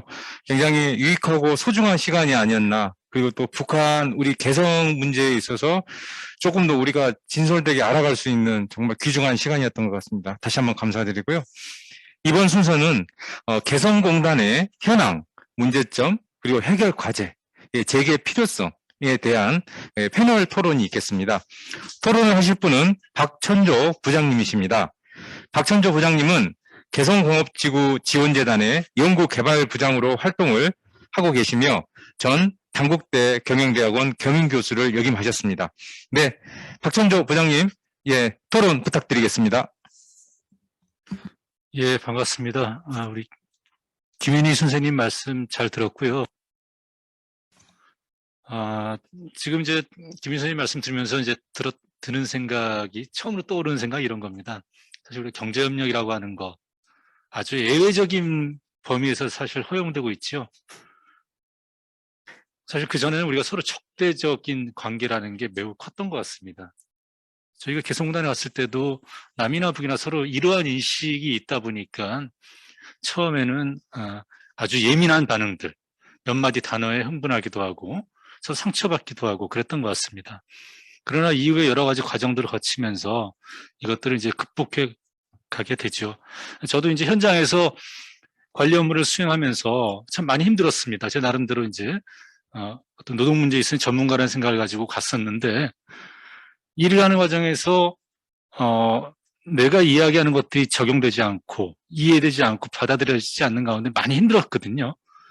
그러면서 제가 미워하는 마음이 사실 싹 텄던 것도 사실이고, 근데 어느 순간 이런 생각이 들었습니다. 내가 이렇게 힘들면 북쪽 친구들은 어떨까? 그 친구들도 사실은 새로운 관계를 형성하는 거죠. 자본주의와 사회주의 결합이라고 얘기를 하는데 우리만 그렇게 결합했던 게 아니라 북쪽 친구들도 사실은 그 결합의 과정에서 많은 어려움이 있었던 겁니다. 근데 서로가 지혜를 모아서 제3의 대안들을 만들어 나갔던 게 저는 개성공단이라는 생각이 듭니다. 이렇게 이제 모두 발언 드리면서 우리 김희 선생님이 얘기해 주셨던 내용들 중에서 좀 인상에 남는 것들 중심으로 설명을 드리면서 제 생각을 좀 말씀드리겠습니다. 보면 이제 개성공단 상품이 중국 상품에 비해서 훨씬 질이 좋다라고 하는 것들 우리 김윤희 선생님이 끊임없이 이제 얘기를 해주셨습니다. 맞습니다. 저희가 북쪽에서 북쪽 친구들하고 얘기하다 보면 제일 싫어하는 국가의 제품이 있었습니다. 우리 통상적으로는 뭐 정치적인 관계 때문에 뭐 메이드 인 아메리카나 아니면 또 일본에 대해서 싫어하니까 메이드 인 재팬 이런 거 싫어할 것 같은데 정작 얘기를 해보면 메이드 인 차이나 중국 제품에 대한 거부감이 상당히 컸죠. 물론 그 시점이 이제 2015년 기준이었습니다. 지금은 어떻게 변했는지 모르겠습니다.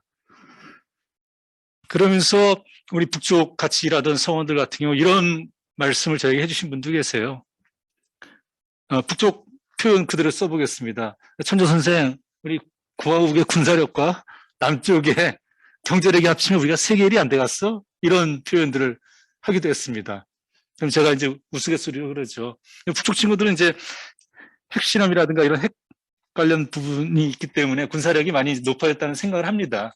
근데 제가 남쪽의 경제력은 세계 1위인데 북쪽의 군사력이 아직 그렇게 높지가 않아서 우리가 세계 1위가 못 돼 이렇게 농담으로 하기도 했습니다만 어쨌든 남쪽의 경제력 수준에 대해서 우리 북쪽 친구들도 많이 서로 공감하는 부분들이 있었습니다. 그런 부분도 한번 말씀드리고 싶고요. 두 번째, 북쪽 당국도 이 개성공단을 통해서 여러 가지 개방을 실험하는 이런 장으로서 여러 의미들을 가지고 있지 않았을까라는 이제 말씀도 해주셨습니다. 저는 이 부분 되게 중요한 포인트라 생각됩니다. 우리 정부가 좀 생각을 좀 해야 될 게 있습니다. 북쪽이 개성공단을 만들 때, 그 개성 지역을 내줬을 때, 북의 정책 당국자 입장에서 뭘 생각했을까? 네 가지입니다. 정치적 측면, 경제적 측면, 또 군사안보적 측면, 또 여러 가지 환경적 측면, 이 네 가지 측면을 고민했을 겁니다. 우리도 마찬가지였을 것 같아요. 우리도 역으로 만약 우리가 북극과 같은 입장이라면 우리가 경제력이 만약 북이 우리보다 45배가 더 높아요. 그리고 우리가 할 수 있는 것들이 노동력 제공을 통해서 인가공만 받아오는 이런 구조예요. 우리가 파주 지역을 개성공단처럼 만약 공단을 조성했다고 생각을 해보세요. 그럼 우리는 그냥 내줬겠는가? 우리도 똑같이 정치적인 측면, 경제적 측면, 군사안보적인 측면, 또 환경 측면 고민했을 겁니다. 정치적 측면은 사실은 체제적인 측면이겠죠. 그 부분 우리가 무시할 수 없는 거 아니겠습니까? 경제의 측면은 뭐겠습니까?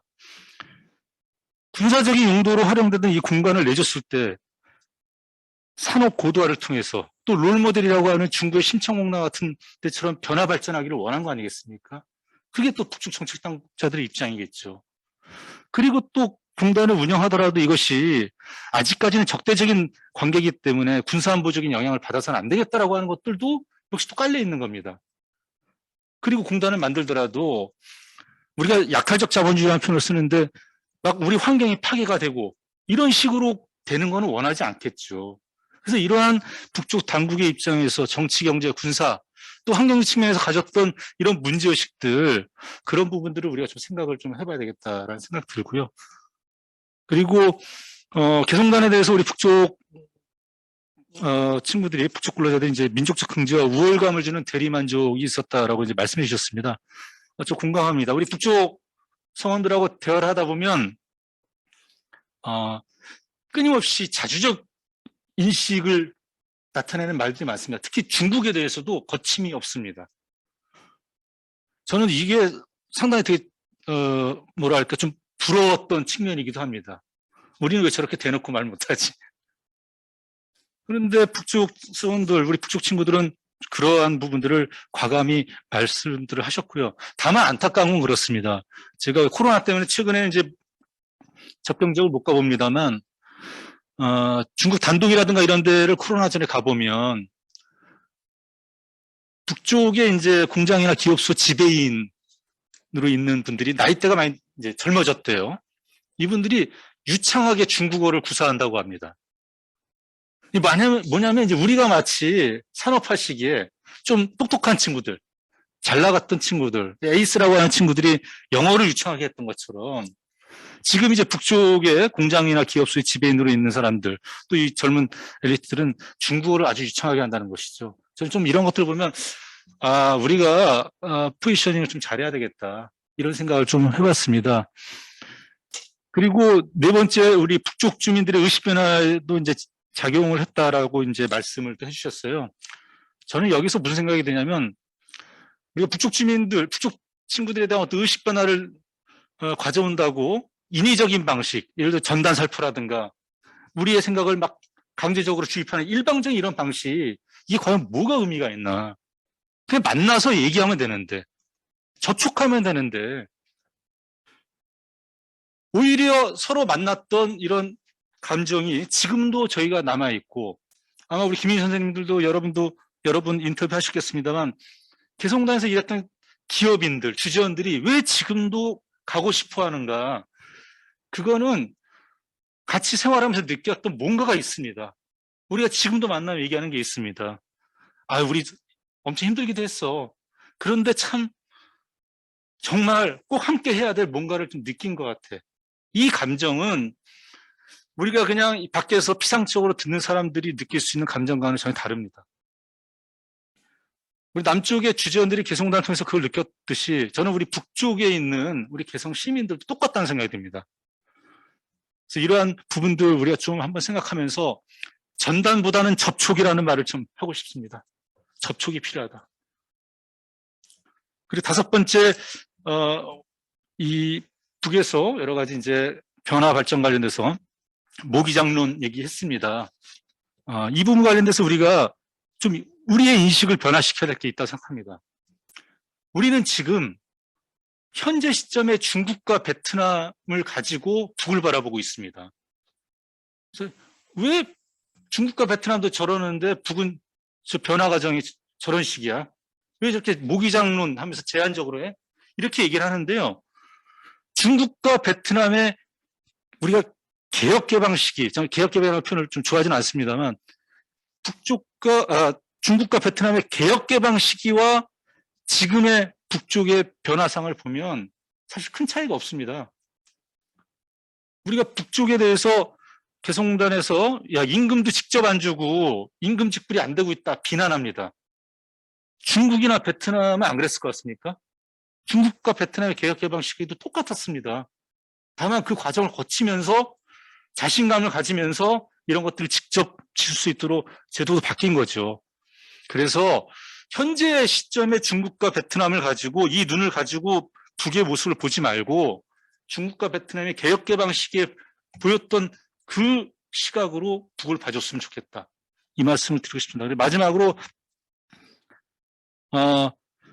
초코파이와 관련된 여러 가지 이제 긍정적 부분 말씀드렸는데, 전 사실 우리도 산업화의 과정에서 추격 전략이라는 표현 쓰지 않습니까? 남의 나라 거 배우면서 발전했잖아요.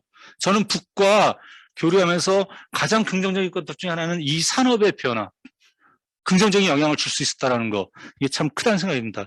그 반면에 하나 아쉬웠던 건 뭐냐면, 우리가 사실은 이 간식이라고 하는 것들이 정말 인도적인 측면, 어찌 보면 또 노동 생산성을 높이기 위해서 공급했던 것들인데, 중동에서 자스민 혁명이라든가 이런 것들이 일어났을 때 우리 언론에서 거기에 빗대서 이 개성관에 들어가는 초코파이가 초코파이 혁명과 같은 역할을 하고 있다라고 하는 이런 망발과 같은 얘기들을 한 적이 있습니다.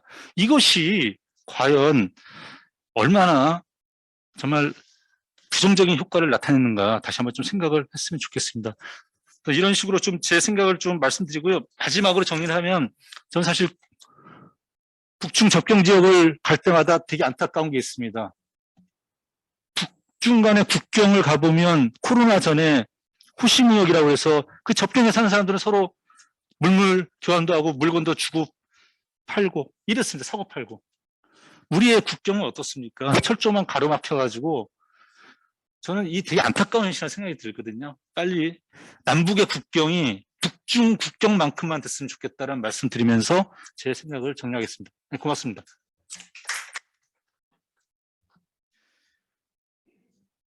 네, 우리 박천조 부장님 또 굉장히 깊이 있고 저희가 꼭 그 알아야 될 몇 가지 사항들 핵심적으로 짚어주셔서 토론해 주셨습니다. 네, 두 분 말씀 잘 들었고요. 혹시 이제 이 두 분 토론을 듣고 또 관계된 내용에 대해서 자유스럽게 토론하고 질의응답하는 시간을 간단히 갖도록 하겠습니다. 혹시 먼저 말씀해 주실 분 계시나요? 오늘 지금 연말이다 보니 참석은 많이 하셨는데 지금 영상으로는 들어오시지 못한 분들이 상당히 많이 있으실 것 같습니다.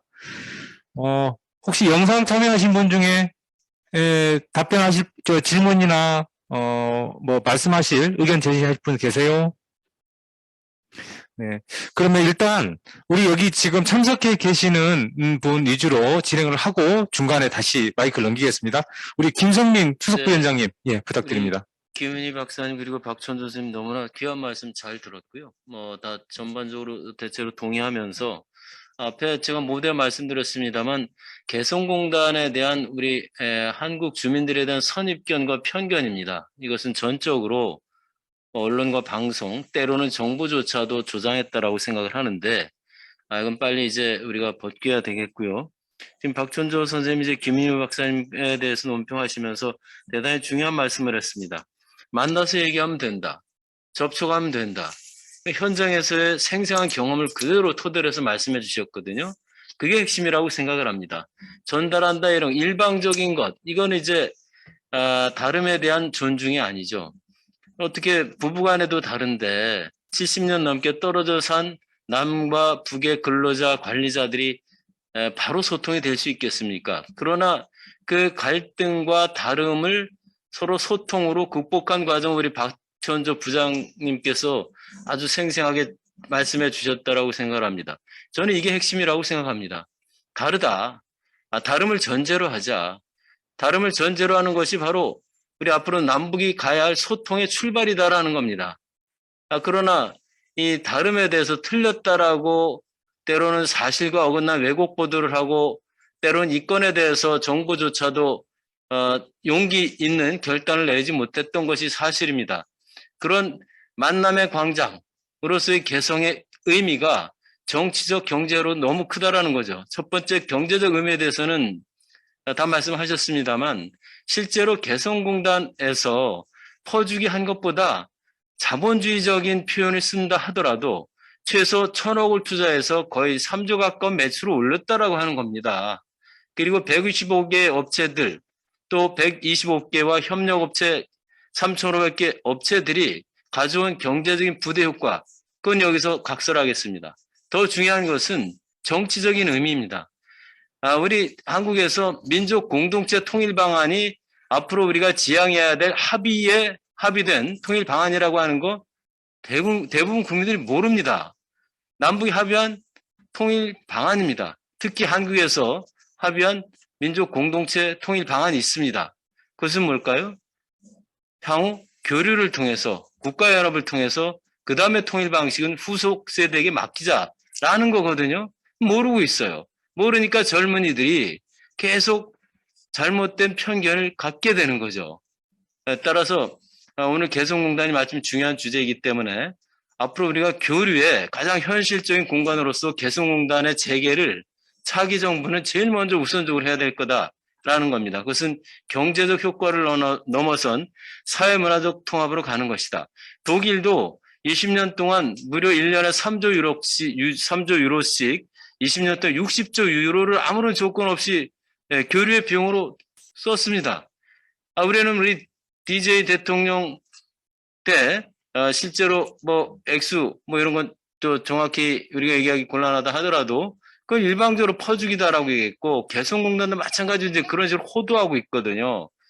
그러나 우리가 그 독일에서조차도 교류는 하고 다 했지만 남북처럼 이렇게 경제협력 특구 같은 그런 실험은 사실 못했습니다. 이런 엄청난 실험을 우리가 10여 년 전에 했는데 2016년에 일방적으로 폐쇄된 건이 너무나 아쉽다. 그것은 바로 앞으로 우리가 다름을 확인하는, 그래서 갈등을 극복하는 실험의 무대로서의 경제적 의미를 넘어서는 먼저 온 통일, 작은 통일로서의 개성공단이 갖고 있는 대단히 중요한 의미다 이런 생각을 합니다. 그래서 박천조 우리 부장 선생님이 현장에서 경험하시면서 느꼈던 다름의 충돌, 그러나 거기에서의 어떤 교류의 가능성을 말씀해 주신 것에 덧붙여 공감하면서 말씀을 덧붙였습니다.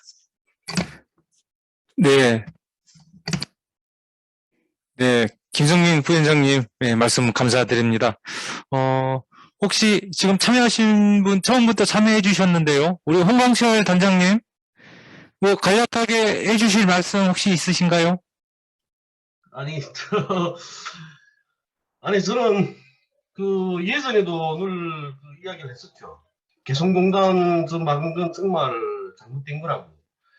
이렇게 개성공단은 북한 주민들한테 이런 변화의 계기를 마련해 준 그런 그 상징적인 의미를 갖고 있습니다. 그러니까 개성공단에서 서로 남과 북이 주민들이 만나서 대화를 하고 그리고 또 거기서 나오는 생산품을 가지고 또 우리 국내에서도 팔고 이러지 않았습니까? 북쪽에서도 팔았거든요. 근데 그걸 보면서 다 사람들이 하나같이 그 느끼는 건 제일 처음에 느끼는 거죠. 민족적 자긍심. 아, 우리 조선민족은 어디 가나다 이렇다. 이런 거고요. 그리고 그게 상품도 보게 되면 질이 좋지 않습니까? 질도 좋거니와 그리고 또 디자인도 잘 돼 있고. 그리고 어쨌든 전 이 개성공단 그 생각 놓고는 정말 이렇게 그 박근혜 정부에서 막아버린 건 정말 잘못됐다고 생각합니다.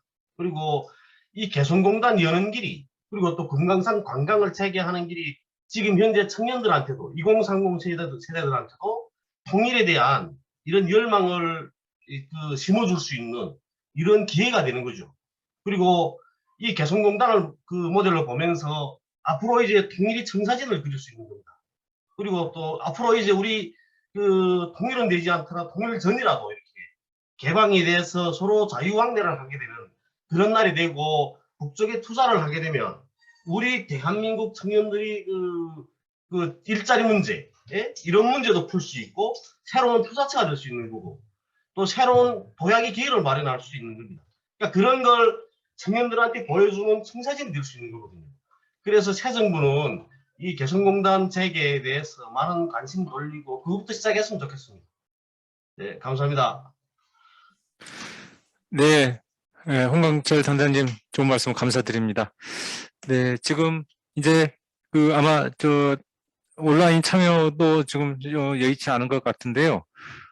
어떻게 우리 김홍걸 위원장님 간략히 말씀을 하실까요? 아니면 우리 지금 두 분께서 조금 못하신 말씀 있으면 한 말씀씩 더 하실까요? 예, 그럼 우리 김윤희 네, 말씀해 저뿐이 주십시오. 아니라 우리 북에서 오신 모든 분들에게는 아마 가장 첫 번째 소원이 고향에 돌아가는 거 아닐까 싶습니다.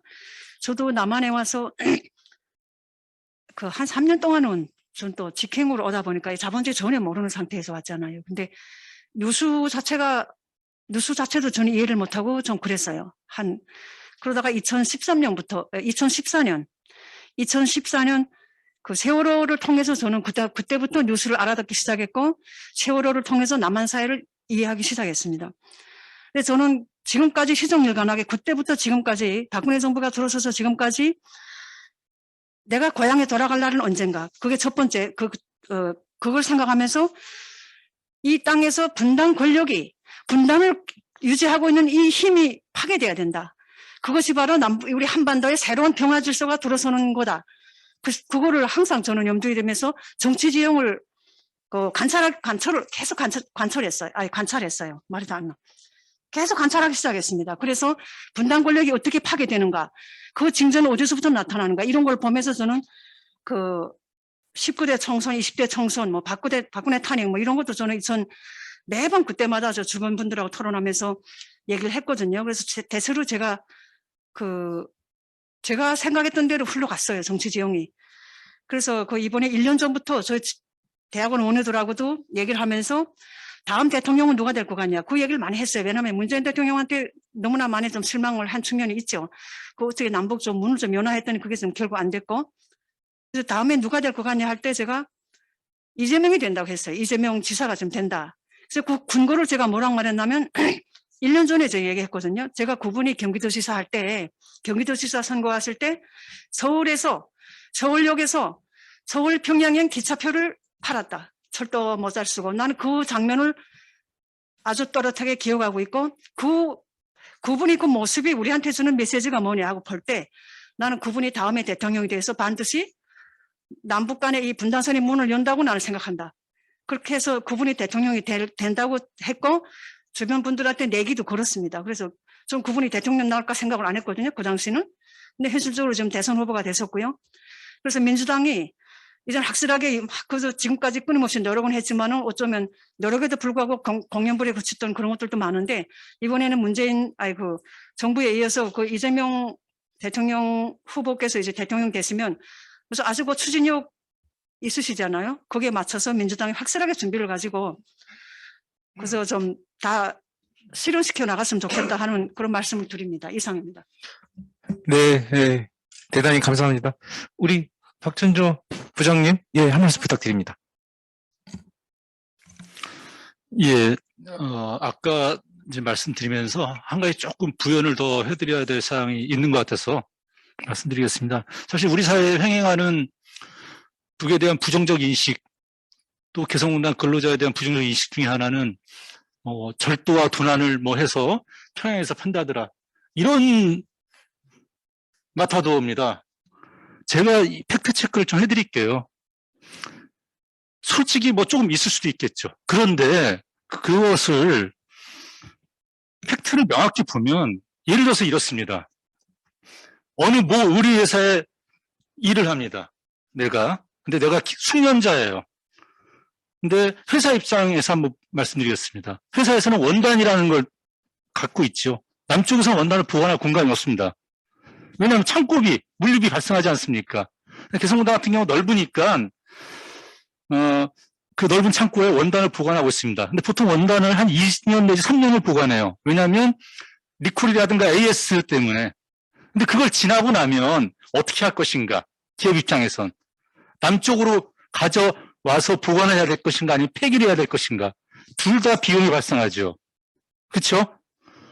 그래서 기업에서는 이런 제안들을 합니다. 뭐냐면 어차피 가지고 있는 원단이니까 손기술도 있으니까 이걸로 옷을 만들어 입어. 이거는 북쪽 친구들 입장에서도 인센티브적 성격이 있는 것이고요. 기업 입장에서도 불필요한 비용을 줄이는 효과가 있는 겁니다. 그럼 똑같은 전문가예요. 내가 옷을 만들 줄 아는 사람인데 차이가 뭐가 있습니까? 원단 똑같죠. 기술 똑같죠. 다만 차이가 있다면 라벨일 겁니다. 라벨. 근데 라벨 같은 걸 우리가 사업을 해보는 분들 아시겠습니다만, 내가 원청인데 한 100장만 만들면 되는데 이걸 라벨을 뭐 200개, 300개 만들어야지 않지 않습니까? 그러면 시장이 교란되는데 딱 100개 아니면 100개에서 조금 더 뭐 105개, 110개 주겠죠. 결국 우리가 이야기하는 정말 라벨이 붙은 이런 제품이 돌아다니고 절취되고 도난다고 이런 개념이 아니고, 아까 말씀드렸던 그런 프로세스에 따라서 있는 걸 재활용하고 재가공하는 그런 것이지, 우리 언론이 얘기하는 분실, 도난, 절취 이런 거 아닙니다. 이 팩트를 명확히 알고 나중에 그런 말씀하시는 분들은 좀 설득을 해 주십시오. 이상입니다. 네, 박천조 부장님 감사드립니다. 혹시 조금 의견을 곁들이거나 질문하실 분 계신가요? 네, 간단히 말씀해 주시겠습니다. 엄현숙 우리 부위원장님, 예, 반갑습니다. 예, 네, 말씀해 주세요. 안녕하십니까. 네, 안녕하십니까. 좋은 기회에 정말 그 연말 다가고 있는데 이렇게 중요한 회의에 들을 수 있는 기회가 돼서 정말 좋습니다. 저는 대부분 다 공감하고 또 그 의식을 같이 느끼는데, 한 가지 이 부분에서는 좀 간과되는 게 있지 않나라고 해서 의견을 드리고자 합니다.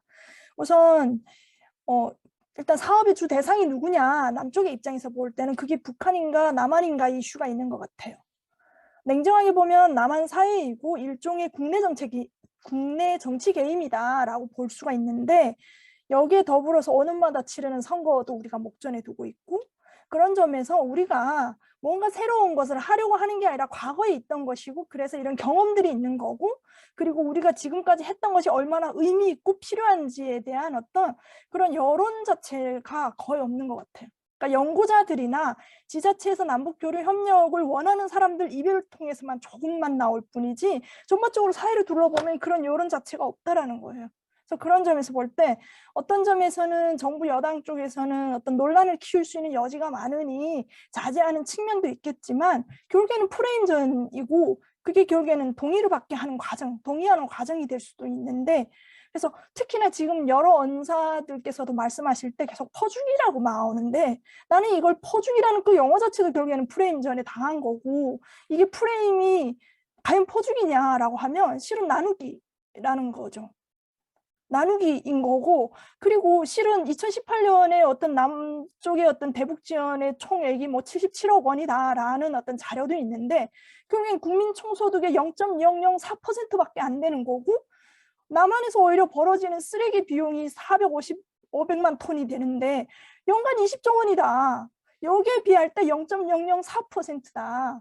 그리고 우리가 지금 하는 게 인도적 지원이 무슨 강한 자가 약자한테 나눠주거나 은혜를 베푸는 게 아니라 결국에는 인도적 활동이고 인간 존엄성을 유지하고 보존하는 것이고 함께 더불어 살기 위한 행위다. 그러니까 이런 유형의 이런 어떤 이야기들, 그런 내용이 좀 더 확산이 돼야 관심 가는 사람들이 좀 더 귀를 기울이고 저처럼 관심 있는 사람들이 이런 자리에 좀 더 나올 수 있고 이렇게 되지 않을까. 그러니까 그런 지점이 조금은 아쉽고 앞으로도 이런 지점에 좀 더 신경을 많이 써줬으면 감사할 것 같습니다. 이상입니다.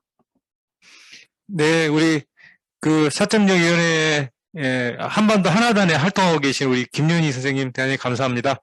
네, 우리 홍범철 단장님 간략하게 한 말씀 해주십시오. 예. 아니, 개성공단은 개성공단 경무대가 따로 있거든요. 그 한 개의 연대가 개성공단을 지킵니다. 그래서 개성공단 안에서 나가는 물자 훔친다는 데 생각 못 합니다. 그리고 그 버스 자체를 출퇴근할 때 그 버스 자체를 다 검열하거든요. 그러니까 그 안에서는 절대로 훔치면 못 나갑니다. 이상입니다. 네, 현장감 있는 생생한 말씀 감사드립니다.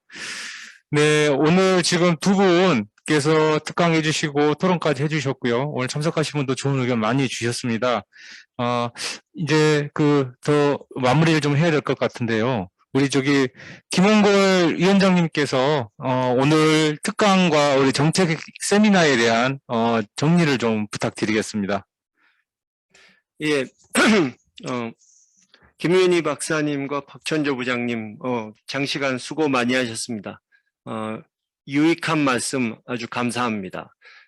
두 분의 말씀을 들어보니까 확실히 우리가 그동안에 개성공단에 대해서 피상적으로 겉모습만 알고 있었다 하는 생각이 들고요. 상당히 앞으로 개성공단을 재개시키고 또 발전시켜 나가는 데 있어서 유익한 정보를 얻었다는 생각이 듭니다. 아까도 말씀드렸지만 이 개성공단을 단순히 재개하는, 옛날로 되돌리는 것이 우리의 목표가 아니고 한 단계 더 발전시키는 것이 우리의 궁극적인 목표가 되는 것입니다. 좀 전에도 말씀이 있으셨지만 우리 젊은 세대만 남북 경협에 대한 이해가 부족하고 또 북쪽에 대해서 부정적인 인식을 갖고 있는 게 아니고 북측에도 제가 상대를 해보니까 북측의 젊은 세대, 김정은 위원장도 포함이 되겠죠. 이 남쪽에 대해서 과연 꼭 남쪽과 같이 해야 되느냐. 과거에는 그래도 같은 민족이니까 남쪽과 같이 가야지 하는 그런 이 생각이 있었다면 그동안의 남북의 교류로 긍정적인 결과물을 낸 것이 많지 않기 때문에 서로 상대가 나에게 큰 도움이 안 된다면 그냥 외국처럼 취급하면 되지 않나 하는, 굳이 남쪽과 같이 할 필요가 없다, 북쪽과 같이 할 필요가 없다, 이런 생각을 하는 젊은 세대도 많은데 지금 개성공단에서의 경험처럼 함께 일을 해보고 함께 소통하면서 문화적인 차이를 좁히면은 역시 언어와 문화의 공통점이 있는 남과 북이 함께 하는 것이 다른 나라 사람들과 함께 하는 것보다는 훨씬 서로가 윈윈할 수 있는 환경을 만들 수 있다 하는 것을 깨닫게 되지 않을까 하는 생각입니다. 앞으로도 이런 좋은 자리를 계속 만들어서 우리가 내년 대선 후에 새로 열릴 민주정부 사기에서 이 남북 경협의 불씨를 다시 살릴 수 있는 계기로 만들도록 하겠습니다. 감사합니다. 네, 오늘 장시간 너무 열띤 토론이 있었고요. 많은 좋은 말씀들이 있었습니다. 이런 좋은 말씀들은 일회성으로 끝나지 않고 저희가 오늘 행사를 기반으로 해서 내년 2022년에 또 다시 한번 개성공단 관련한 현장에 대한 어떤 생생한 목소리를 듣는 그런 방향으로 지금 진행을 해보려고 하고 있습니다. 오늘 참여해주신 모든 분들 대단히 감사드리고요. 아무쪼록 이재명 후보가 꼭 당선돼서 민주정부 사기를 만들고 더 발전하는 남북관계 또 하나 되는 한반도를 만들기 위해 한 분 한 분의 많은 노력과 역할들을 부탁드립니다. 이것으로 오늘 한반도 4.0 위원회 정책 세미나를 모두 마치도록 하겠습니다. 대단히 감사합니다.